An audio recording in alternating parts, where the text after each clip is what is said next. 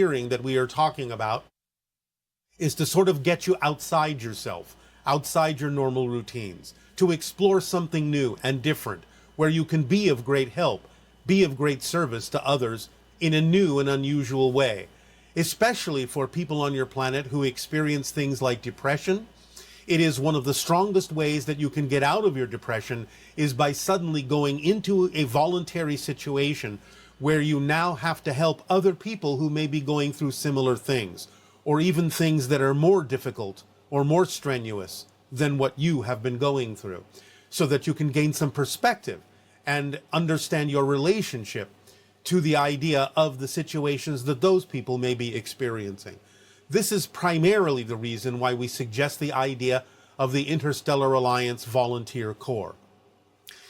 It doesn't mean that you cannot do things and be of service to people where you get compensated for it. Of course, that is the way that things work on your planet, as long as you are also willing to expand your understanding, as we have talked about in the past, of all the different ways that abundance can be defined, so that it's not just about the idea of money being paid in the typical sense, but the idea of being willing to open up and receive in any way, shape, or form that allows you to continue to follow your passion. So there's nothing wrong with that. And again, the volunteering that we're talking about is mostly to get people to change their routine, to get themselves out of themselves, to step outside their normal ideas, normal perspectives, to shake things up a little bit and give them an opportunity to walk in other people's shoes. Okay.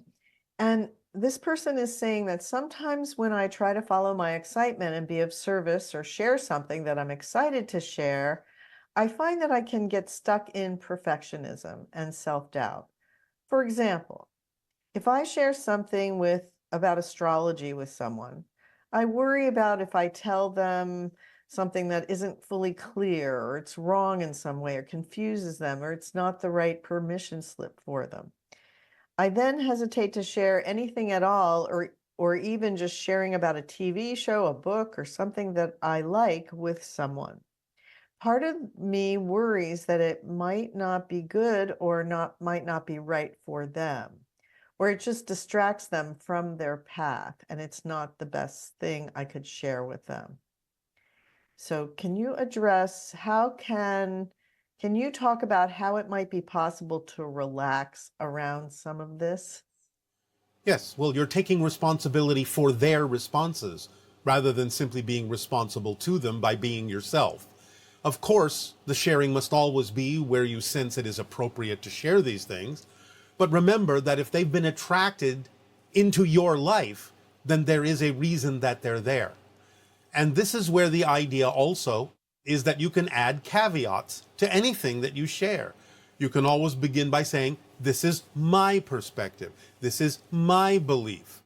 This is what I've learned. It may or may not work for you, but I'm going to share this and you can decide whether or not it's appropriate for you. So as long as you lead anything you're sharing with that caveat, then you can relax because you have already prepared them to understand that while you're sharing an idea with them about anything, it's still that you're leaving it up to them to decide whether or not to apply it in their lives.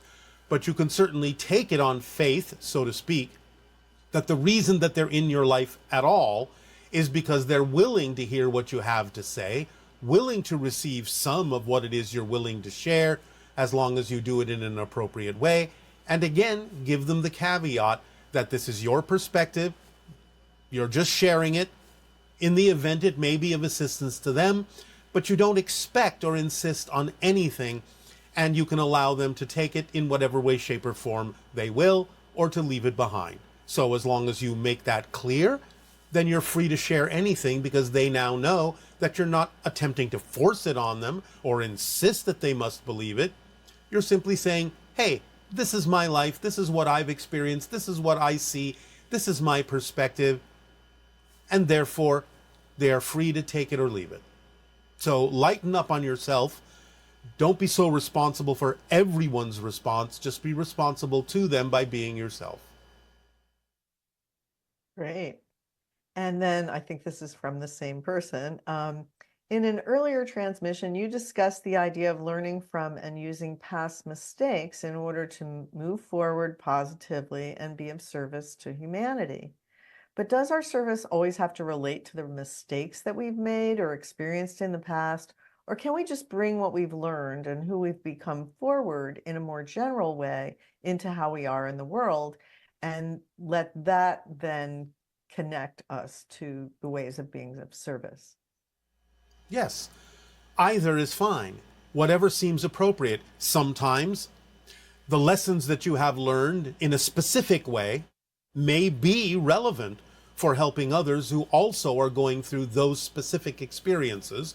And therefore, at those times, it's appropriate to take the lessons from a specific experience and share it in a specific way, in the same way that you went through it.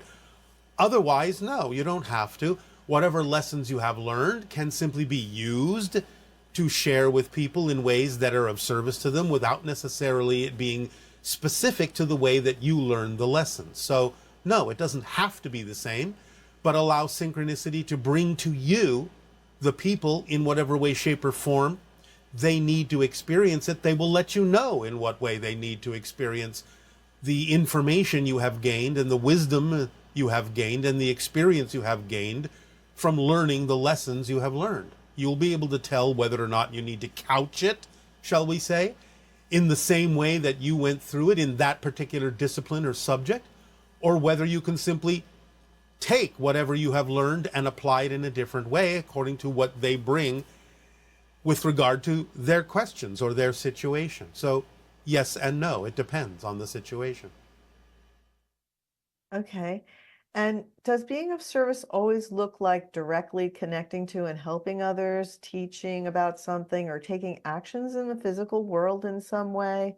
Or are there also valid forms and ways of being of service energetically on our own, or even just through our own healing process, way of being in the world, etc.? All of it. Don't leave anything out. Do the energy, heal yourself, and take the actions that are of service to others as well. It's not just one or the other. All of them are important. It's a holistic experience. So yes, you're helping by changing your own energy. Yes, you're helping others by healing yourself, because you can't really help others unless you're helping yourself be a whole person.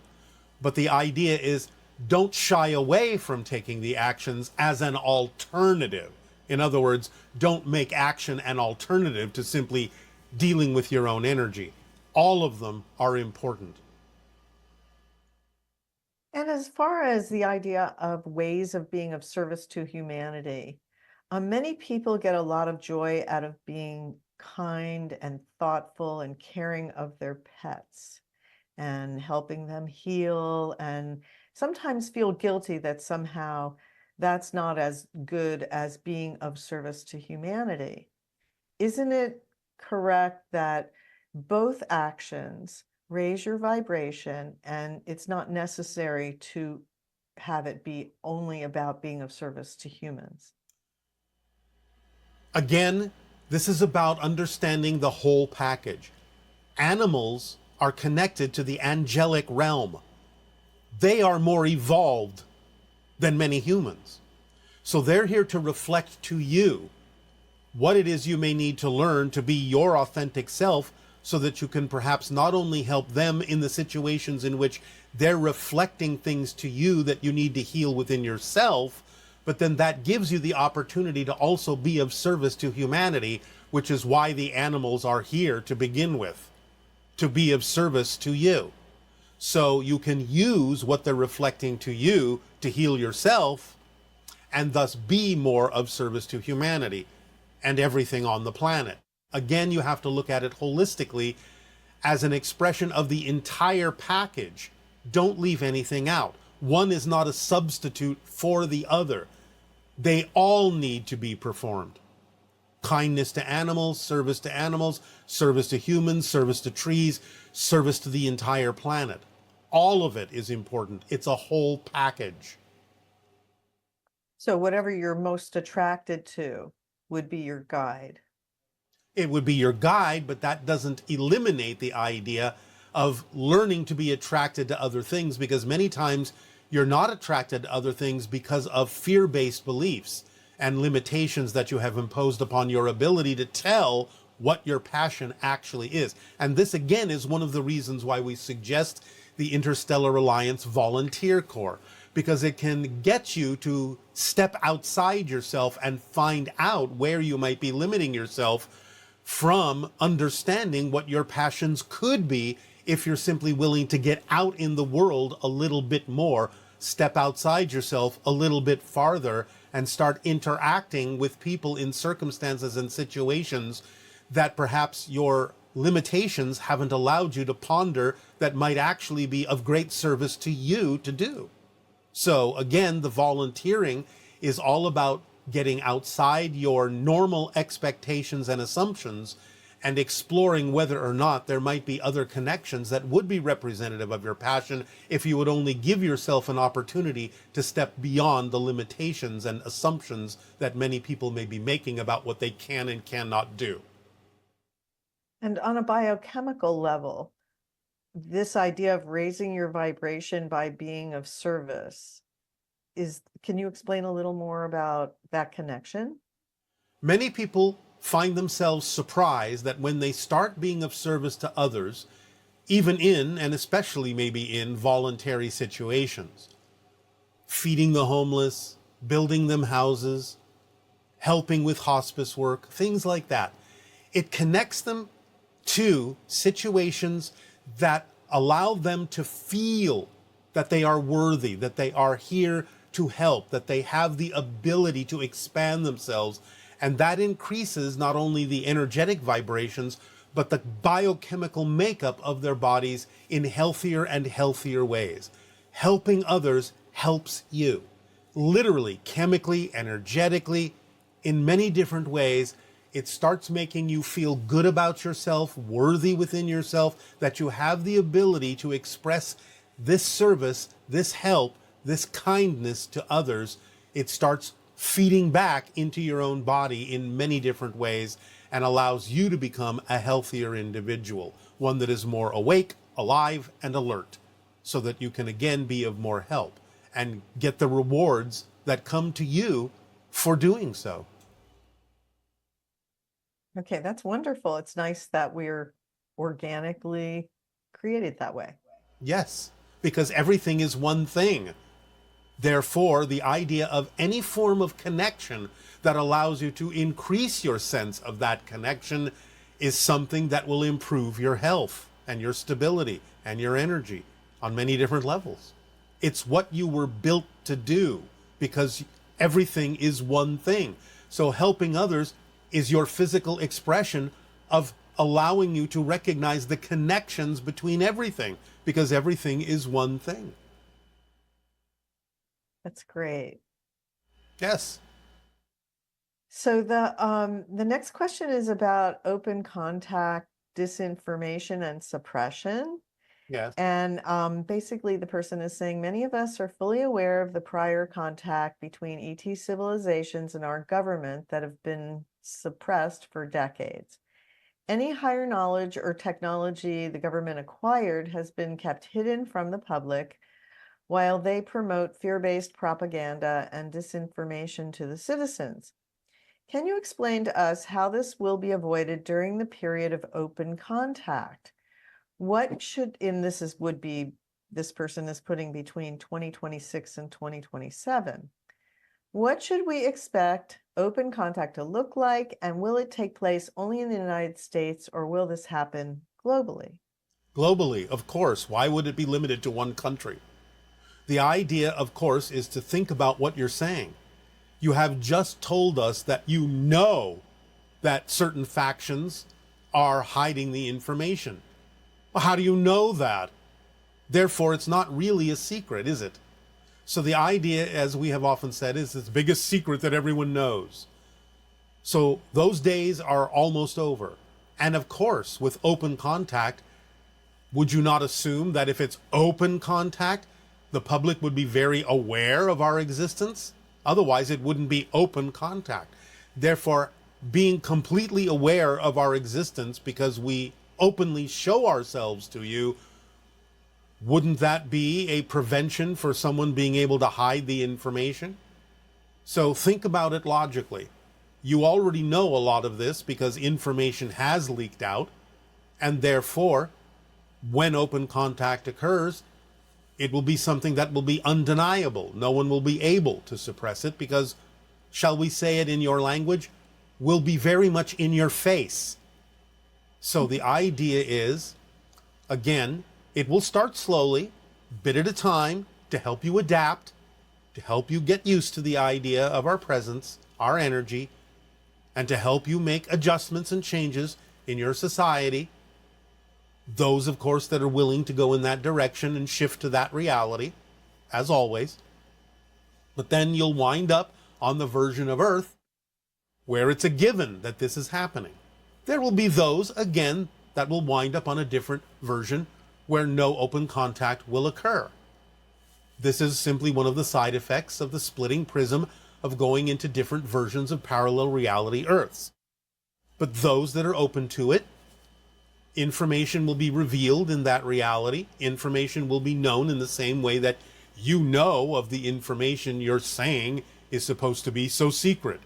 So clearly, the fact that you're even able to ask that question or make that statement is an indication that that information is coming to light, or you wouldn't know about it at all. There would be no question or statement to make. So it's coming to the surface. You're proof of that by asking that question and making that statement. And it will become stronger in the years to come. Okay. And regarding the Interstellar Alliance social experiment, this individual is saying, while I take part in it, is it okay for me to get politically involved in participating in public social gatherings where we as a group are asking our political leaders to stop sending weapons to the war in Ukraine or to cancel agreements that my country has signed to support war in any way, shape, or form other than diplomatically agreeing to peace? Yes, it's okay. Just do it in a loving and kind way. Don't do it in any way, shape, or form that would be based on fear or negativity or any kind of force. Just do it in a loving way as a request that this is what you prefer, a statement that this is what you prefer. So simply that. Okay. And this question is, does the Interstellar Alliance operate similarly to Star Trek in the sense that there are many ET races in cosmopolitan ships exploring the universe? Well, generally, yes. There are some differences. We're not sure what you mean by cosmopolitan ships. If you mean city ships, yes, that exists. So, yes, there are similarities. There are differences, of course, because while Star Trek overall is representative of your intuitive connection to the existence of the Interstellar Alliance and expressed through your creative art forms, there, of course, are some differences that exist out here from the idea that what you're presenting to yourselves is a science fiction story. So there are many similarities and there are many differences. But overall, there's a lot of similarity. And this person is asking, how can we overcome the fear of negative alien entities? If we are open to contact, does that also put us at risk of negative encounters? No. The first thing you have to understand is that the way to get over it is to realize, if you want to, that there are no negative extraterrestrials involved or engaged with your planet at this time. So, those of us that are engaged with your world and the evolution of humanity and what's going on your planet at this time, create a kind of bubble reality that is of a frequency where negative beings simply find that they are unable to perceive what's happening, unable to reach you. So even though there may be stories on your planet that sound very scary and fear-inducing, the literal truth is there are no negative entities engaged with humanity on your planet at this time. only the stories that you make up because of the fears that come up within you, within humans, because of your exposure to higher frequencies that you simply may not yet be able to tolerate without going into survival panic mode. So it distorts the experiences in a way that creates a lot of scary stories, but the actuality is there are no negative extraterrestrial entities interacting with your planet at this time. So if you're willing to understand that, then you can get over the idea of being afraid that you will attract negative extraterrestrial entities through open contact. It simply will not occur. Do you believe achieving contact is mainly vibration based? What is the best way to align with that frequency? Follow the formula. Yes, of course it's vibration based. It's based on several different things, but it's also based not only on your life path, your soul's themes, but yes, physically, it's based on the idea of the upliftment of humanity vibrationally, raising your frequency to be able to meet us halfway, so to speak. So, yes. And some of us imagine open contact involving a massive number of UFO ships appearing.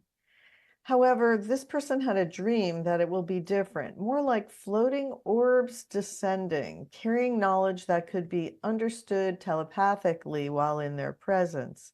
Can you give us a hint on how that would be? We will discuss this in the upcoming Sedona transmissions. Yes, you are right. It will not right away be hundreds and hundreds of ships because, as you say, that would freak many people out. So it will be a slow process, and what you have described to some degree is a part of it. But we will give you more specifics in the upcoming Sedona transmissions. Are there any grays that are positively assisting us at this time? And also, if it is true that some grays are assisting us, how are they recognizable to us? All grays are assisting you. There are no negative entities dealing with you at this time in that way. Well, as your famous quote goes, circumstances does not create the state of being. State of being is what creates circumstances. Yes. I believe it to be true, but this makes me wonder how the Greys were able to create their own reality. Since the Greys gave up emotionality, how were they able to create their reality? I wonder how they were able to do this without the state of being component, let alone their technology to tunnel into other realities. State of being does not necessarily mean primarily that it has to contain the idea of what you recognize as emotion. A hive mind mentality, a hive mind intention, hive mind focus is an extremely magnified state of being. And it is that intention and that focus of the hive mentality that they have created, even in giving up most of their emotionality, that allows them to create the reality that they are experiencing. So emotionality is not necessarily always a primary component as long as the focus and the intention supersedes it. Speaking of the hive mentality, from a shamanic standpoint, if you were to tune into bees, what are some of the things they could help us understand about the hive mentality?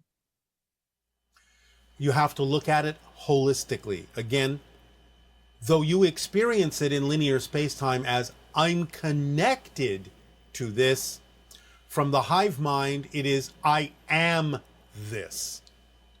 It's more like the idea of looking at yourself as a drop in the ocean. You understand that you can be a drop, but you understand that there really isn't a lot of differentiation between the drop and the rest of the water in the ocean. So it's something that's a more all-encompassing sense, an all-encompassing perspective. It's not that you belong to the hive, it's that you as an individual are the hive, and every individual in it sees themselves as the hive. That's why the focus and the intention and the orchestration and coordination are so automatic, and why they can act so synchronistically together. because each of them sees themselves as the hive. They have an intent, they have a focus that is shared completely by every single individual aspect of the hive, as if each individual is the hive and the only one having the intent and the focus to accomplish something. That sounds very similar to the idea of when a human being raises their vibration in certain circumstances and actually can experience the sense of being of the collective, of that there's all these people in the collective, all these consciousnesses in the collective, but you can identify individual, you can sense they're all individual, but yet it's all one big collective consciousness experience. Yes. Again, it is another form of absolute synchronism.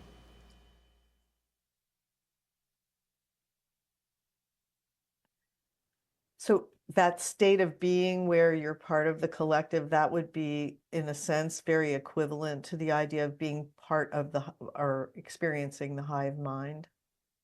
Yes, it's experiencing pure synchronicity. Everything is in lockstep. It is the intentional focus, the orchestration. It brings about the orchestration that creates everything to be exactly where it needs to be, when it needs to be there, in perfect timing. It's another way of doing it. We experience it with emotionality, but the Greys did not. But that wasn't necessary for the intention that they created. They created the reality that they needed to allow them to create the hybridization program that would allow their civilization to continue, and which you can take advantage of to allow your civilization to go in a different path than what the Greys took that destroyed their world. So that's the beneficial side effect of that harmonic, of that orchestration, is that you get to take advantage of what they're doing to preserve their own civilization, their own culture, by creating us hybrids. You get to take advantage of it so that you can decide that you have more options than they themselves saw that they had, that led them down the path of destruction, where they poisoned their version of Earth. Great. This person is curious about the society on your home planet. What is the average lifespan of the Sasani people? Start with that. About 300 of your years, as you understand time. But that's an average. There are some that might leave sooner.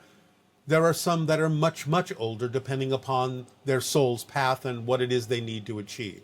Again, as reference, my own father still physically alive after 1,000 years. And the next question this questioner is asking is, do you mate for life, or do your people explore multiple relationship dynamics in the same way that we do? We don't explore them in the same way you do. We simply receive whatever is happening as what is supposed to be happening at that moment, since everyone is telepathically bonded and everyone understands the idea of consensus, and that if you are attracted to 1, 2, 3 people in different ways for different purposes, then we let it play out. There are no assumptions, impositions, or expectations on how relationships should be. We simply let the relationships serve the purposes that they come together to serve. And are there any limitations on how many offspring you create? Any limitations would simply be a part of the synchronicity as to what agreements have been made in spirit as to what serves the collective best. And finally, you mentioned that your planet Essassani is in the general area of Orion, but which star does your planet orbit? Have we already identified it? Meaning, can we see it from here? No, you cannot. We are in a parallel reality. Our reality is invisible to you unless you actually make a vibrational shift into our reality. And what we have said is that our star system is in the direction of the Orion constellation. It's not part of that constellation, but our system is not visible to you. No stars in our reality are visible to you.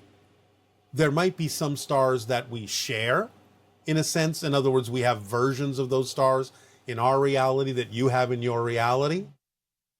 But the idea is that we are invisible to one another unless we make a shift into the different parallel realities.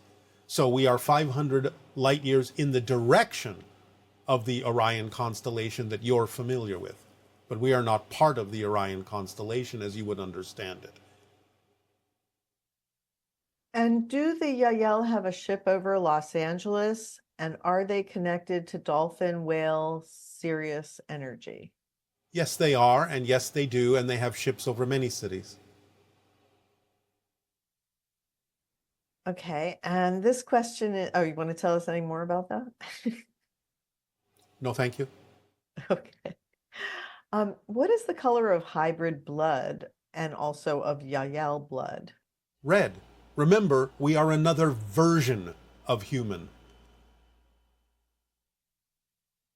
Okay, and is astrology legitimate? Does our birth chart have anything to do with our personalities, temperaments, moods, and what happens to us, etc.? Again, like anything, these are permission slips that reflect what you chose when you decided to incarnate, what you froze into your pattern that allows you to experience the unfoldment of your life path. So those that are sensitive enough to use that permission slip to read it are simply telling you what the reflection of your birth time astrologically reflects to what you chose prior to incarnation to experience. So it depends on the sensitivity of the reader to read accurately the ideas that are frozen in that matrix that are representative of what you chose to freeze as your life path and can be read by many different people in many different ways with many different permission slips. So again, remember, nothing controls you except that it defines the hallway you chose to walk down, the life path, and the challenges you chose to experience. So sensitive people can read that to an extent, but you still have free will within that in terms of how you might walk down that hallway that you chose with your free will from spirit to walk down in this life. So it's a reflection. It's not a control. It's a defining guideline to the idea of your path in this life as a reflection of it. Okay, that's very helpful. Yes. And how can this person wants to know how they can know if they have hybrid children without you telling them specifically? Sometimes many people will have dreams of interacting with children that seem a little bit different than human children. So sometimes that's one way you can tell.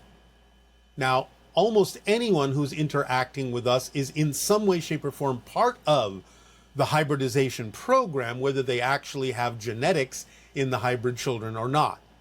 So being a part of the hybridization program doesn't necessarily always mean you actually have hybrid children. But it may be that your energy is being used, your template is being used to help grow the hybrid children, or you're teaching them things about living on Earth that they need to know when they eventually come to live among you on Earth in the years to come. But the idea is that a lot of individuals have hybrid children, or their genetics have been used in the creation of the hybrid children, or their energy patterns have been used in the creation of the hybrid children, like a template in a sense. So it doesn't really matter whether you literally have genetics in the hybrid children. Usually you're still involved if you have found ways to talk to us at all. It's very rare that people who find us and speak with us or ask us a question aren't in some way a part of the hybridization program, whether they have children or not. And in determining how many children somebody has, are there certain percentages that help identify that idea? Well, again, in some ways, colloquially, you can consider a hybrid child to be, quote unquote, your child if they contain at least 15 to 20% of your DNA.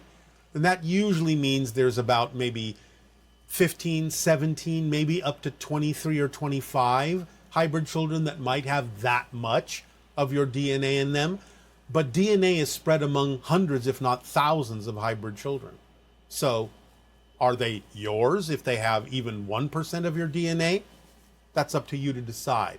They might have connections with you in other ways for different purposes, depending upon their life path, that would supersede the idea of how much genetics they actually contain anyway. They might be part of your soul family. They might have a life path that needs to connect strongly to you, even if they have very little of your genetics within their makeup. So it just depends on several factors as to how closely bonded you might be with a hybrid child. It's not always about the amount of genetics within them that came from you. And back in 2020, you mentioned the importance of that election and how the result catapulted us to a more positive timeline. With the upcoming election in the fall of 2024, do you perceive the results affecting open contact? I understand your civilization will not talk about our politics. I just want to clarify if the election will affect how and when we meet our ET family. All right. Now we are allowed to say this about that. Understand we have for some time been talking about the idea of the splitting realities, the splitting prism.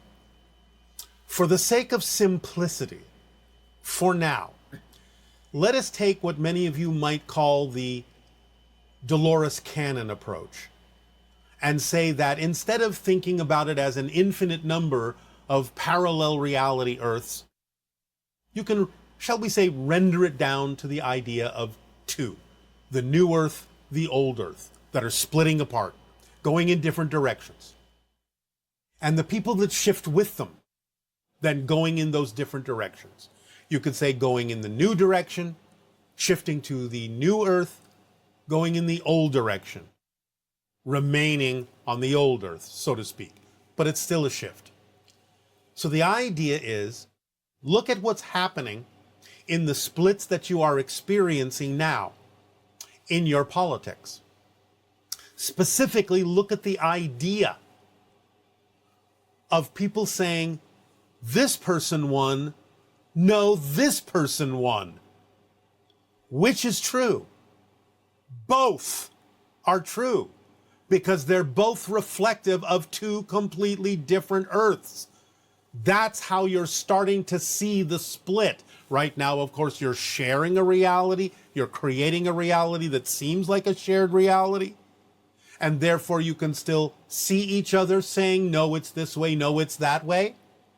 Eventually, you will not see each other. You will not experience each other. But right now, that should be your first clue.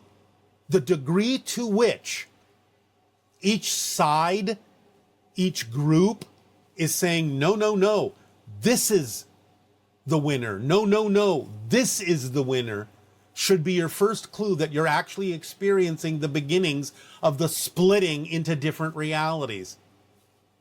So, those that are moving in the direction of what, again, euphemistically we will refer to as the new Earth, will experience one thing. Those that are shifting in the direction of continuing with the old Earth will eventually experience something else, even to the point, eventually, literally, of there being two White Houses in your country, two government bodies in each place on your planet, where one person wins this one and one person wins that one. So you have to start understanding this is different realities that you're actually beginning to experience. Even though it may seem to be very chaotic right now and everyone arguing about what is real, they're both real. But it's just the very beginnings of the splittings into those very different and very real realities that will become farther and farther and farther apart. And the people going in those different directions experiencing very, very different Earths eventually. So, allow yourself to simply stay in the vibration that you prefer, and you will continue to navigate and continue to shift and continue to experience the result of that, one of which will lead to open contact and one of which may not. Now again, anything in between does exist. For there are multiple variations and versions of parallel reality Earths. But again, for simplicity, just to use the extreme examples now to illustrate the point, one will experience the idea of open contact because that means it's about connection and expansion, love, connection, kindness. And the other, based in fear, negativity, will experience something quite different.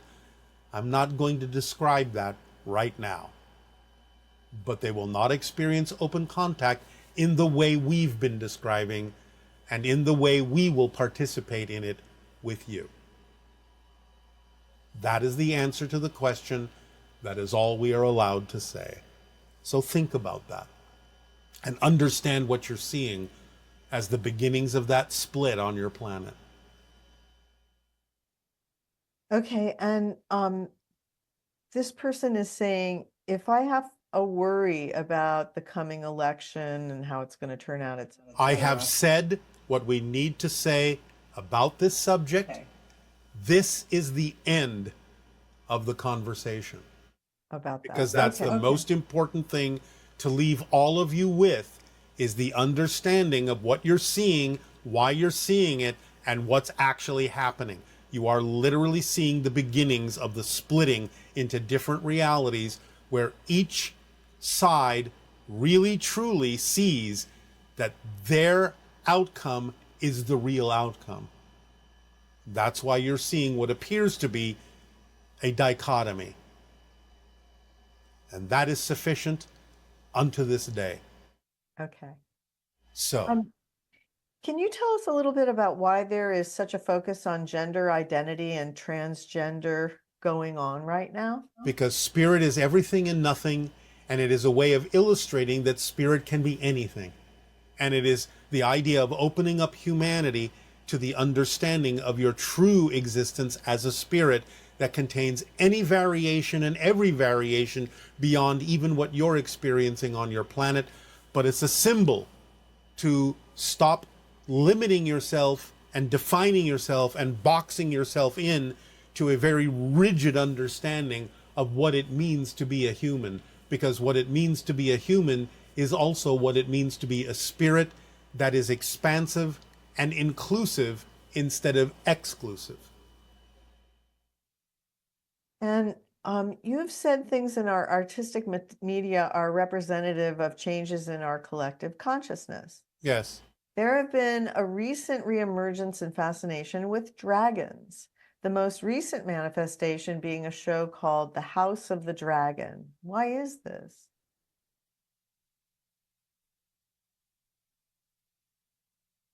Again,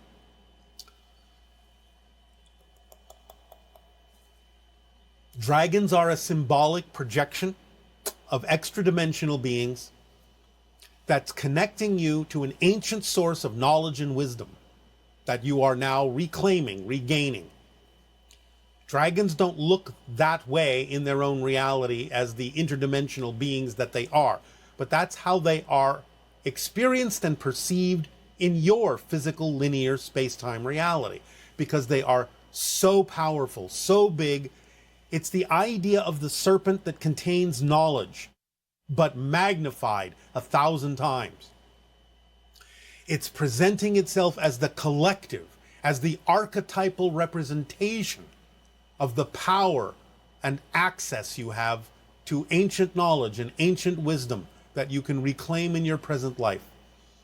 It's the idea that gets you fired up, that allows you to follow your passions and act on them fully, to follow the path of the dragon without fear, to reclaim your true soul's power. That's the symbol that it represents. Remember, it's connected also to your DNA. So it also represents higher connections to energetic forms that in non-physical template level realities have to do with the way DNA is formed in physical reality. And it is the idea of allowing yourself to begin to build a third strand of DNA and open up all the dormant markers within you that you now consider to be junk DNA that you think does do anything, but it does, and it will, as you open up all these markers. The third strand will build within humanity as you evolve. Many people have thought 12 strands will exist, but that is not possible for you physically and remaining as a human. There are beings throughout the galaxy, throughout the universe, that have more strands of DNA than you do. But humanity will evolve a third strand eventually as you become the sixth hybrid race. But the idea of connecting to 12 strands is something you connect to energetically in the spirit realm, in the template realm. It doesn't physicalize. That's something that goes beyond the human being. But it is something that you can connect to energetically as a spirit. Thank you. This question is about Skinwalker Ranch. Yes. What is buried inside the mesa on Skinwalker Ranch? It is an ancient alien craft that crashed on your planet and has been buried over time by erosion and the natural evolution of your planet. They will eventually discover this. Give them a couple of years. What causes the GPS anomalies and interrupted laser beams during the scientists' experiments? A combination of the vibrations that are still active within the ship and also the portals that exist in the area that can cause many disruptions in electronic equipment and so on and so forth. They are getting closer to understanding that the portals truly exist there. They are creating demonstrations and evidence of their existence. But sometimes it's a combination of the vibrations that are emanating from the crashed ship itself, because some of the systems in the ship are still very active. They last a long, long time. They never go out. They can last millions and millions of years. So sometimes it's an interference pattern, a combination of what's being emanated from the crashed ship and also the vibrations that are coming from the portals as ships move through them, which can create a cascade effect of different kinds of energies and vibrational frequencies to radiate from the portals as well as various ships move through them. So they'll discover all this. Give them some more time. What group of aliens is the ship representative of? We are not allowed to talk about the ancient ones yet. Okay. And is that why they're having trouble drilling in through the ground there? Well, yes, they keep running into the debris from the crashed ship that does not allow their devices to drill through them. The substance that the ships are made out of is too hard. Can you explain briefly the evolution of humanity in a way that a 7-year-old would understand?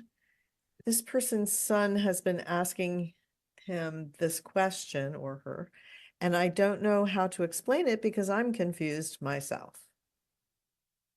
Well, it's sort of like being in school and graduating from one level to another, going from first grade to second grade to third grade to fourth grade. You learn new things. You grow in your understanding. You learn new lessons, and it gives you more experience and more ability to do more things. So the evolution of humanity is like that.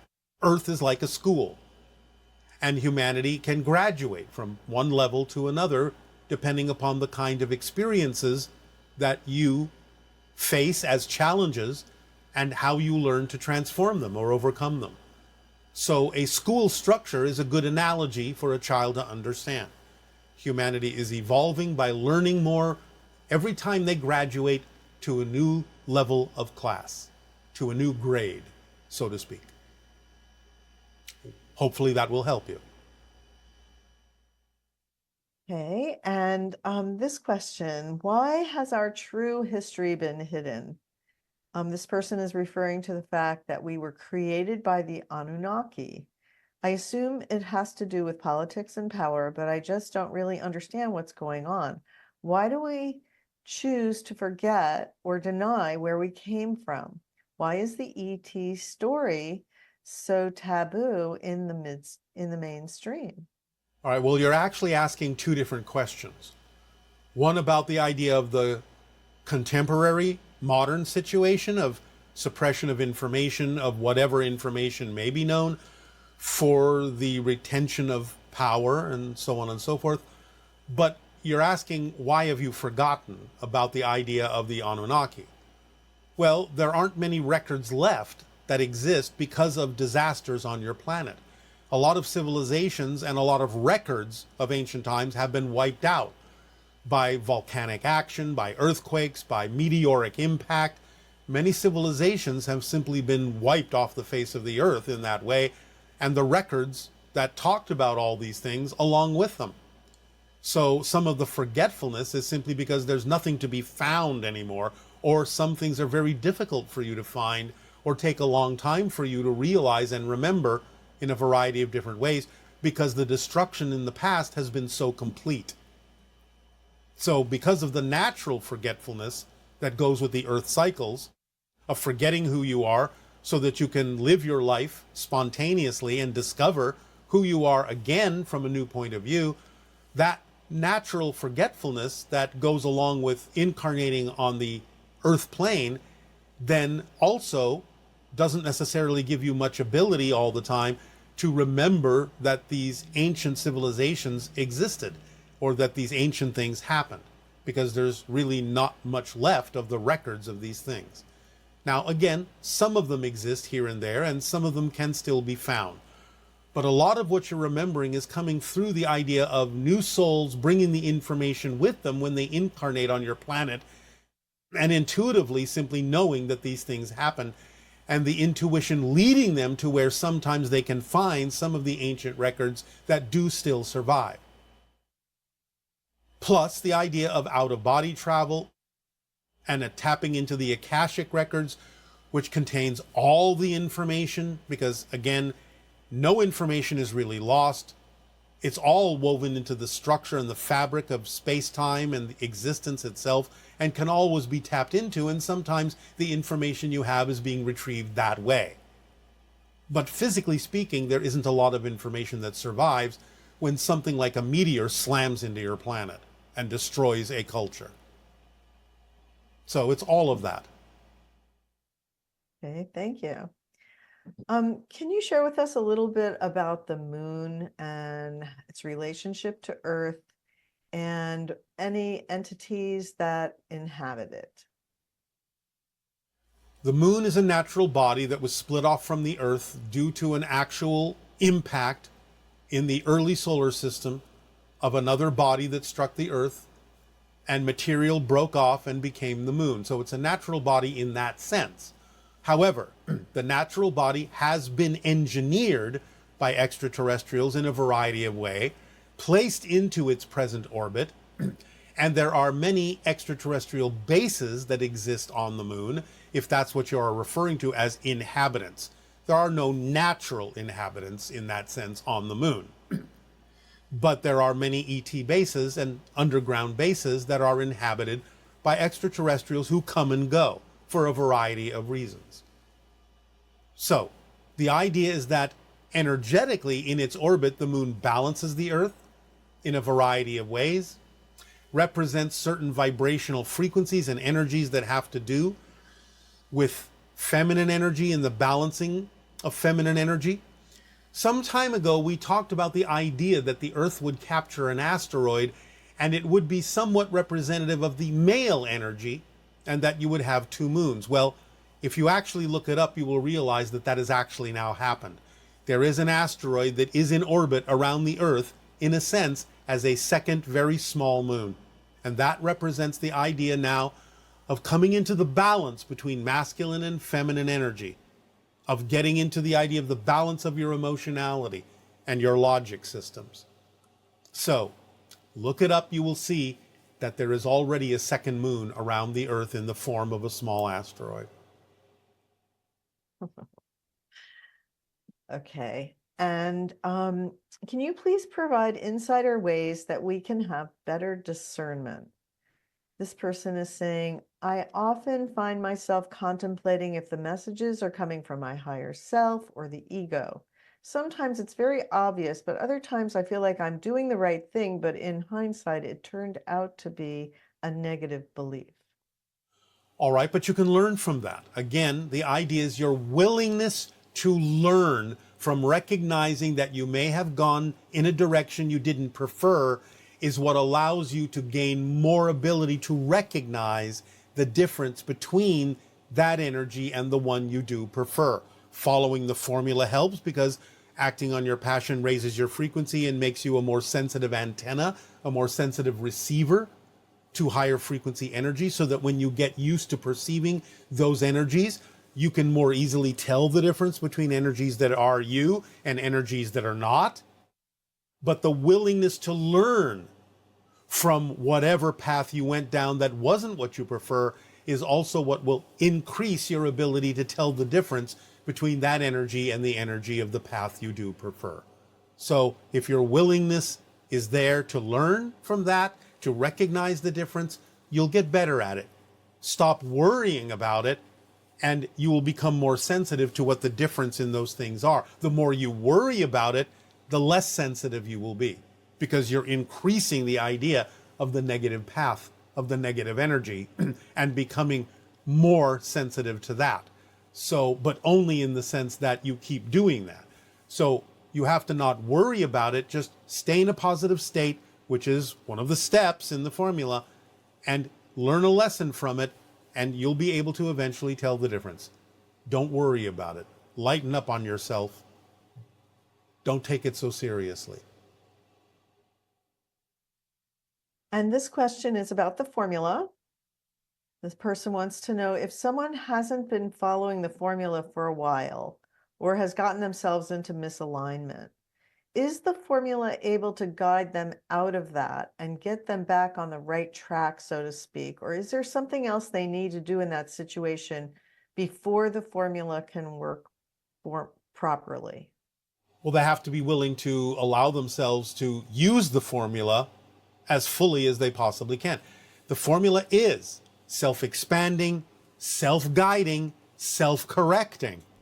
So the idea is all they have to do is go back to understanding as precisely as possible, as clearly as possible, what each step of the formula actually means, so they can know that they are doing it as fully as possible, as purely as possible, as clearly as possible.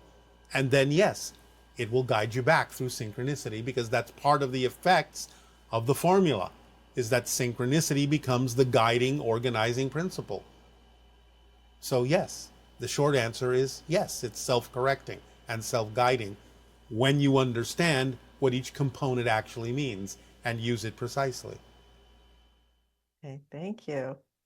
And we just have a few moments left. Is there anything else you would like to share about the topic tonight and other information? Again, the concept of the Interstellar Alliance Volunteer Corps has a lot to do with stretching humanity, stretching your assumptions, getting you out of your routines, giving you an opportunity to explore whether you might actually be overlooking something that could really be one of your passions. It just gives you an opportunity to extend beyond your normal routine. Just take a moment and consider it. Explore it. You may find that you will actually enjoy it far more than you think. If you're already doing a lot of volunteer work, then fine. But it's up to you to determine what else you might be able to do. And please do remember, it's a whole package. So working on yourself, that's wonderful. Using your energy to send out vibrations of love and kindness and peace, absolutely fine. Beautiful. But the actions you take in addition to all that also are part of the whole package. You cannot leave anything out if you're going to function as a holistic being. So do it all. You can do it all. And therefore, you will go together and go forward as a whole. Take advantage of your connection to the whole so that it can serve all of the parts that you are. Our unconditional love to you all. And now, allow yourselves in a relaxed state to move forward for the remainder of the transmission.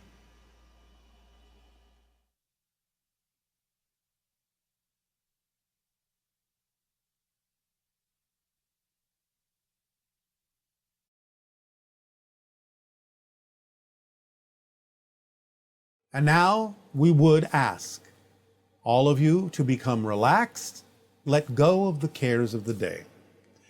Just open up to the idea that we have discussed of volunteering to do something that you are not